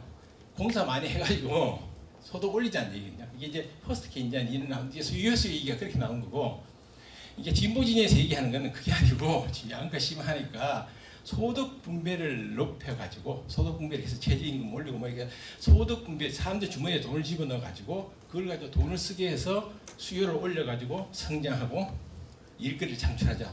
이게 기본적으로 소득 주도 성장의 기본 핵심이고 그 이론적 모델은 제가 보기엔 똑같이 케인지안이라는 거죠. 근데 제가 얘기하는 이 생태인지는 뭐냐면은 양극화 맞긴 맞는데 그런 얘기죠. 비유하자면 얘기죠. 사람들한테 소득 분배를 돈을 집어넣어가지고 돈을 쓰게 하자는 얘기인데 그 좋습니다. 동의합니다. 왜냐하면 사회 양극화가 워낙 심각하기 때문에. 근데 그 돈을 줘가지고 주머니에 돈을 쓰게 할 때 조건을 걸으라는 얘기죠. 제 얘기는 녹색 제품 사기. 쉽게 얘기하면 그 얘기입니다. 왜냐하면 이 돈을 집어준 거 갖고 잠수 많이 타고 다니고 쓰레기 많이 만드는 이런 식으로 지출해버리면은 분배 양극화는 해소할 수 있지만은 자연 생태계의 에너지 물질 자연 흐름은 못 줄인다는 얘기예요. 제 얘기는. 중요한 것은 고용을 늘리면서 에너지 물질을 줄이는 두 가지 동시에 달성하는 방식의 뉴딜을 해야 되는 거 아니냐 해서 제가 생태적 녹색 인프라를 썼습니다. 내가 MP 굉장히 싫어하거든요. 그래서 이 녹색 뉴딜을 받으면 오해받을까 또 생태경제죠 제가. 그래서 생태적 뉴딜이라는 말을 갖다 붙여가지고 분배도 해결하고. 근데 이게 이거 만드는 게 아니라 실제로 이런 것들이 많이 이루어졌어요 사실은. 그렇죠? 저소득층한테 뭐 이렇게 에너지 고유가에서 힘들면은 그냥 석유를 주는 게 아니라 친환경 에너지를 주라는 거죠. 그러면 그 사람의 에너지 복지도 좋아지고 석유가 아니라 친환경 에너지를 쓰니까 그것도 좋아지고. 자동차를 사기엔 할법입니다. 그냥 주머니에 집어넣어주면 이 사람 이 돈 갖고 CO2를 많이 유발하는 그런 전통 자동차를 살 수 있잖아요. 그렇게 아니라 이 돈 주면서 너 이거 갖고 하이브리드나 전기차 하는 거 사? 라는 식으로 얘기를 하는 것이 이제 제가 얘기하는 생태계 유지라는 개념입니다. 이렇게 하게 되면은 자원 흐름을 줄이면서 고용도 좀 창출하는 데 도움이 되지 않겠느냐 라는 그런 식으로 얘기를 해서 제가 생태적 유지라는 말을 붙인 거고. 그러니까 이런 입장에서 본다면은 이렇게 아주 단순하게 얘기했죠. 이거나 자연 환경을 고려하지 않는 유효 수요 정도에 불과하다라는 얘기죠. MB는 토목공사한테서 주요 수요를 늘리자고 그런 거고, 이 진보진에서는 저소득층에서 돈을 많이 줘가지고 유효 수요를 늘리자는 얘기를 한 거고, 유효 수요의 색깔을 따져야 한다는 얘기죠.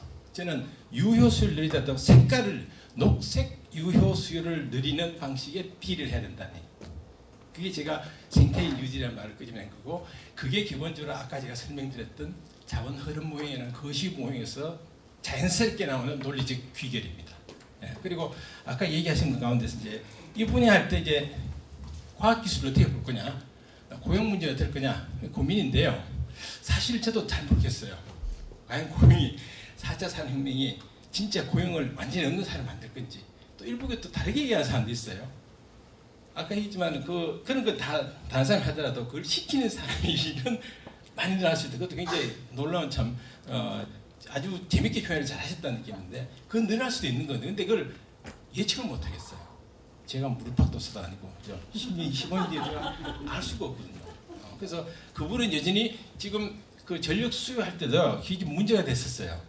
원자력 줄인다고 뭐 신문에서는 원자력 줄여서 뭐 일부러 뭐 2% 줄인 거 아니냐, 뭐 전기차 고려했냐, 4차 산업혁명이 되면 전기 폭발력이 늘어나는데 고려했냐 이런 얘기인데, 그 다 저희들 컨설팅 줬어요.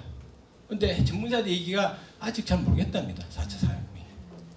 이게 예를 들면 4차 산업혁명 자체가 반도체나 이 기술을 많이 씁니다. 그래서 전기가 늘어날 수 있는데, 또 이게 들어오면서 전기를 절약하는 데서 굉장히 자동적으로 제어되는 게 많거든요.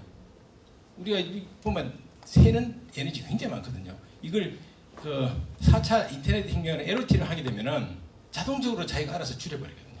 그럼 그래서 전기 줄어드는 효과도 있고.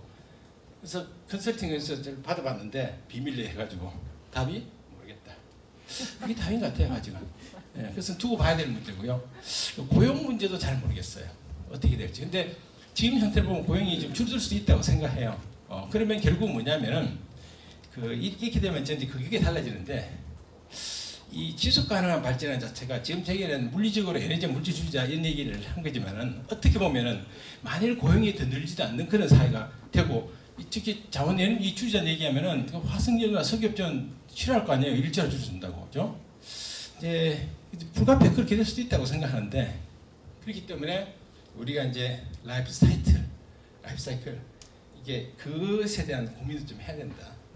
그러니까 반드시 우리가 8시간 풀로 일해야 되는 거냐, 또 무조건 우리가 잘 먹고 잘 사는 방식의 이 삶을 우리가 가치 있는 삶을 할 건지, 안 그러면 조금 받는 소득은 적더라도 자기가 좋아하는 일을 하는, 그죠? 이게 라이프 사이클이죠. 얘기 많이 하잖아요. 최근 나왔죠. 그런 식으로 또 서서히 바뀌면 또 뭐 고용이 좀 적더라도, 소득이 좀 적더라도 살아갈 수 있을 것 같기도 하고, 또 그렇게 되면 또 사회가 또 불안 요소가 많아질 것 같기도 하고. 그래서 저 부분에 대한 얘기는 제가 좀 아직은 잘 모르겠다라는 생각인데, 그것까지 저는 개인적으로 각오를 하고 있어야 된다. 근데 이게 자연장을 고려하는 방식으로 경제 활동을 바꾸고, 거기다 뭐 인터넷 기술까지 들어오고, 이렇게 하면 일자리도 점점 적어지고 뭐 이렇게 되는 거 아니야? 라는 식에 대해서는 정 안 되더라도 그렇게 된다면은 뭐 해야 되는 거 아니냐 얘기죠. 왜냐하면 일단 엄마가 살아야죠. 엄마가 죽어버리면 안 되잖아요. 그러면 엄마가 사는 조건에서 우리가 감수해야 될 건 고통은 내부적으로 합의를 거쳐서 좀 공동적인 그 뭘까요? 이해관계를 예컨대 일자리 나누는 것 같은 것도 대표적으로 그런 거죠. 다 8시간씩 일하지 말고 6시간씩 일하고, 그죠? 그래서 나머지는 돈을 좀 적게 받더라도 네가 할 수 있는 거 즐겨라 라는 식으로 라이프 스타일을 바꿔간다든지 뭐 이런 것도 하나의 대안이 아닐까. 뭐 그 정도밖에 제가 아는 바 없어서 말씀 못 드릴 것 같습니다. 예, 이상. 예. 그 충분한 답변이 되었을지는 모르겠네요. 그 시간이 많지 않은 관계로 플로우의 질문들을 몇 개 받아보는 것이 더 좋을 것 같다는 생각을 하고 있습니다. 질문을 좀 해주시면 좋겠습니다.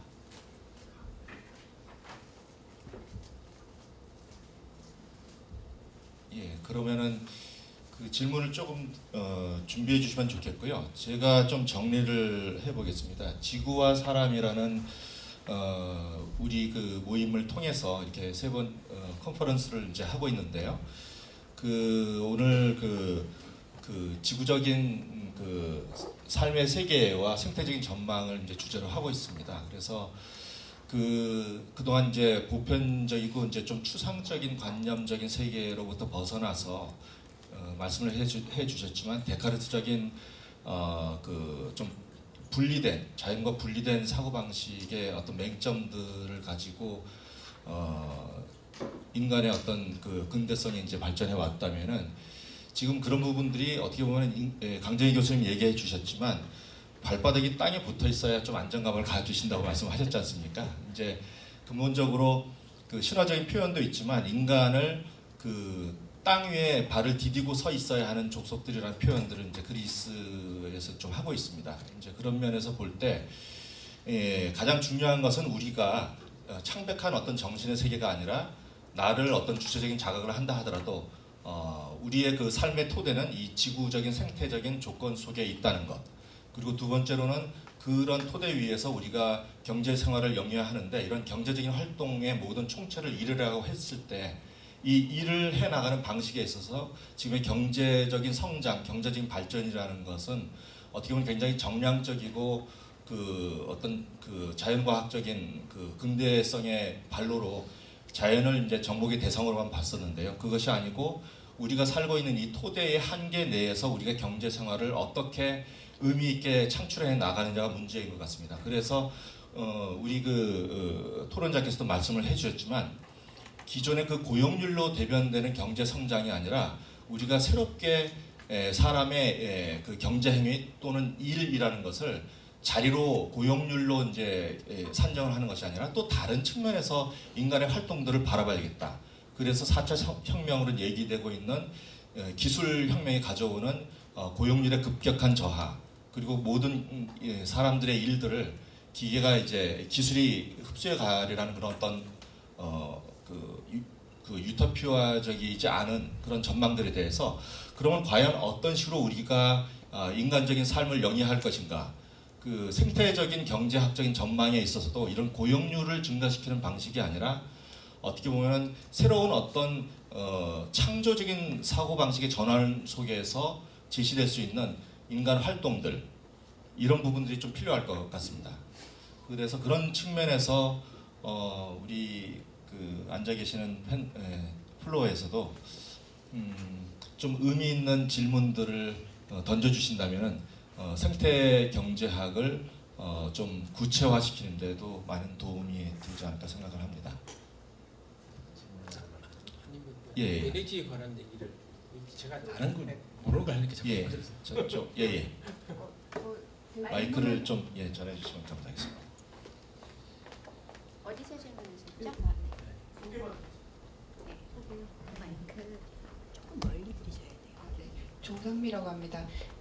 말씀하신 거에 대한 질문은 아닌데요. 아까 교수님께서 유효 수요를 분배하는 건 좋은데 색깔을 따져라라고 말씀하셨는데 이게 경제학자님도 계시고 여기 한국 변호사님도 많으시고 또 정책 연구하시는 분들도 있으실 테고 해서 그게 제가 혼자 지금 여기 앉아서 생각해 보니까 이렇게 분배를 그런 식으로 돈을 나눠주면서 그린 그러니까 생태적이고 친환경적인 것에만 소비를 하라라는 그런 정책이 뭐 그 실효성은 있을 것이나 우리 목적을 달성하는데 실효성은 있을 것이나 그게 가능한 건지 법적으로 가능한 건지 뭐 네, 그런 것들을 좀 앞에 계신 분들이 말씀하실 수도 있고 뭐 또 법을 아시는 분들이 그럼 법적으로 뭐 이런 문제가 된다라고 참 법학 교수님도 계시네요. 예, 좀 한번 시간이 된다면 이렇게 말씀을 좀 듣고 싶습니다.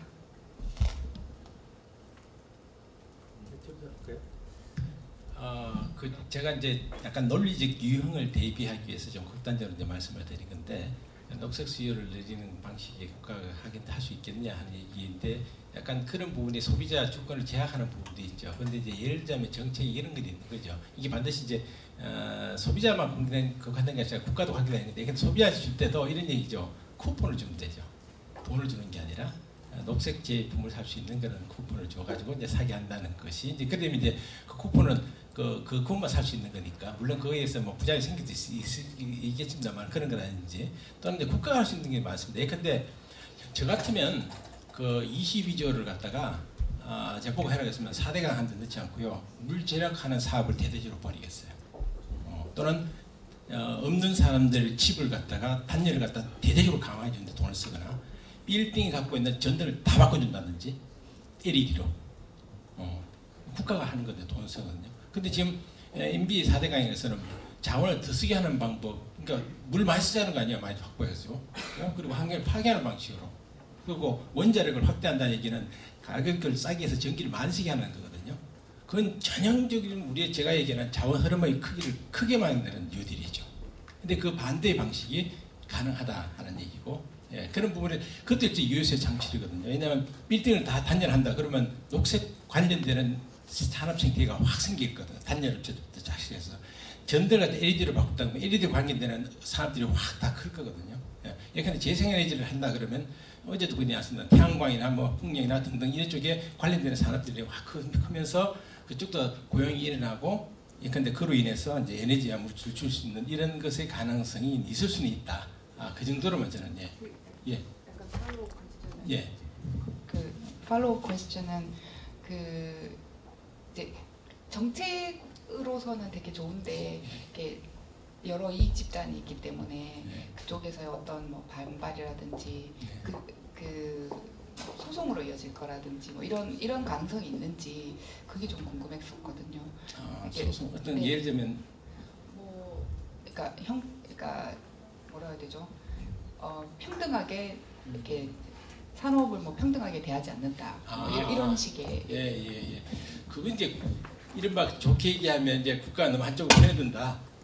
예, 지금 원자력이 계속 어깨가 그 문제 제기를 해요. 근데 그건 이제 이게 그쪽 입장에서는 시장 입장에서는 편드는 거지만은 국가 입장에서는 비전이라고 얘기하죠. 정책 의지. 이 방향이 이 정부가 보기에는 이게 발제도 판단했던 이 방향. 예컨대 그럼 MB가 원자라고 4대강 내릴 때 그거 뭐 동의받고 한 것도 아니잖아요, 그죠? 예. 근데 오히려 그게 더 소송 문제가 될 가능성도 있는 거거든요, 사실은. 예. 그래서 물론 제가 얘기한 건 아주 심플하게 논리적으로 얘기했기 때문에 얘기하신 충분히 질문이 된다고 생각합니다. 왜냐하면 제가 늘 정책 쪽 뭐 관여하면서 느꼈던 거는 제가 좋아하는 말이 그것입니다. Devil is always in details. 그러니까 이 차선 측면에서 문제 생길 수는 있어요. 그래서 저는 이 차원에서 그냥 크게 흐름만 말씀드린 거고 그런 관계에서 문제는 얘기하신 것처럼 그런 문제 반드시 나옵니다. 설령 좋은 의도를 갖고 정부가 하고 좋은 의도를 갖고 소비자한테 준다고 했을 때도 그건 나오긴 나올 텐데 그거는 스텝 바이 스텝으로 해결하는 방법밖에 없지 않느냐 그런 정도로 말씀드리겠습니다. 예.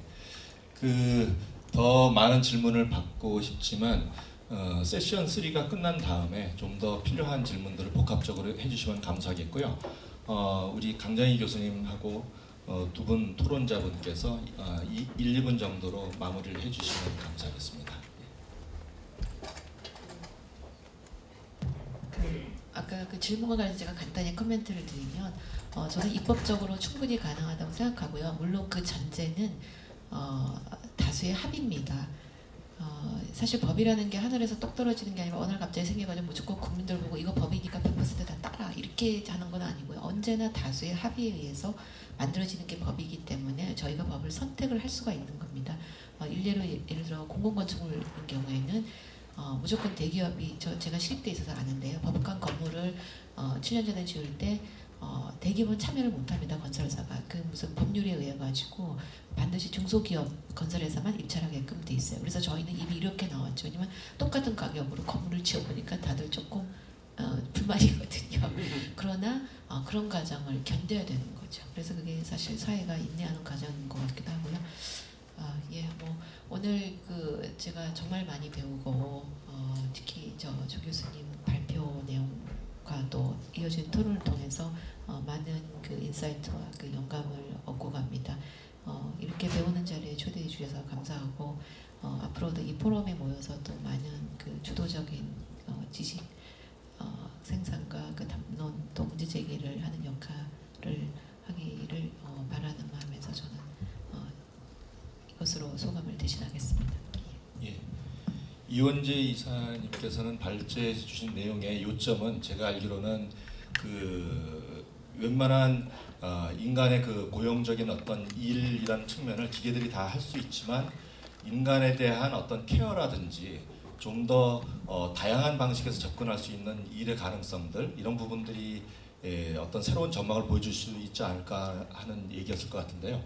마무리를 좀 해주시면 감사하겠습니다. 네, 저는 도발적으로 말씀드리자면 지금 좋은 일자리를 만들자. 이제 그게 보통 정책가들이 항상 하는 얘기죠. 저는 근데 나쁜 일자리를 없애자 이런 얘기를 한번 해본 겁니다. 나쁜 일자리를 아예 없애자. 나쁜 일자리를 좋은 일자리로 만드는 것이 아니라 보통 자기가 하기 싫은 일을 하는 사람들이 가장 돈도 덜 벌고 사회적으로 대우도 가장 못 받습니다. 거꾸로죠. 아까 이제 조영탁 교수님께서는 다른 걸 말씀하시는데 좋아하는 일 하면 좀 덜 버는 거 말씀하시는데 사실은 현실에서는 싫어하는 일을 하는 사람들이 돈을 훨씬 덜 받는데요. 그거를 좀 바꾸는 데서는 기술을 좀 활용할 수 있지 않을까 뭐 그런 말씀을 드린 겁니다. 그래서 이제 조금 이제 한 걸음 더 나간 가이스탠딩류의 이야기를 해보자면 노동하고 소득하고 이렇게 분리됐을 때 고용되지 않고도 사람들이 소득을 벌게 됐을 때 지금 이 사회자께서 말씀하신 것처럼 사람들이 이 마지막으로 사람들에게 남은 어떤 기능 좀 마지막으로 인간적이라고 할 수 있는 것들 남들 돌보는 일 돌봄 노동이라든지 또는 정치 뭔가 협상하고 이해를 관철하고 의견을 모아내고 이런 것 협상하는 일 뭐 이런 일들에 집중을 할 수 있지 않을까. 그리고 아주 소수의 이제 인공지능이라든지 기술 자체를 진화시키는데 투입돼야 될 사람들 이런 정도 일을 하면서 사회를 좀 재조직하면서도 인간적으로 만들 수 있지 않나 이런 아이디어를 한번 저는 말씀을 드려본 거고요. 그게 이제 생태학적인 것하고 어떻게 연결이 되어야 하는지에 대해서는 여전히 좀 생각해봐야 될 과제가 많이 있는 것 같은데 그래도 저는 좀 이 생태주의적인 사고를 갖고 계신 분들도 좀 낙관적으로이고 진보적으로 그러니까 이게 뭐 산업화 민주화 이런 게 너무 이 근대적인 틀로 이야기하는 거라서 거부감이 있으시겠지만 그래도 사회를 변화시키려면 뭔가 다른 것을 더 나은 것을 만들 수 있다는 믿음을 주는 방식으로 좀 얘기를 해보는 게 좋지 않을까 이런 생각으로 한번 말씀을 드려봤습니다. 예, 감사합니다. 그 굉장히 도발적인 그 도전이 될 수 있겠지만 경제 성장과 고용을 떨어뜨리라는 그 요구에 대해서 우리가 더 나은 대안들을 보여주지 못한다면 어떤 이런 생태적인 전망들에 대해서 많은 사람들에게 설득력을 얻을 수는 없을 것 같다는 생각이 듭니다. 그리스 신화에 보면은 제우스가 이제 그 올림포스적인 어떤 질서 세계를 창출하지만 곧 위기에 빠지죠. 그래서 이제 거센 도전을 받게 될 때 그 가이아의 권고를 듣습니다. 그래서 우리가 우리 인간의 어떤 그 이해 사고 방식 속에서 해결할 수 없는 문제들에 대해서 우리가 과연 지구의 가야의 권고를 들어야 될 때가 아닐까 이런 생각을 하게 됩니다. 그러면은 구체적으로 이 지구 환경에 안고 있는 문제들에 대해서 우리가 귀를 기울일 수 있는 어떤 지혜가 필요하지 않을까 생각을 하면서 2부 세션을 모두 마치도록 하겠습니다. 감사합니다.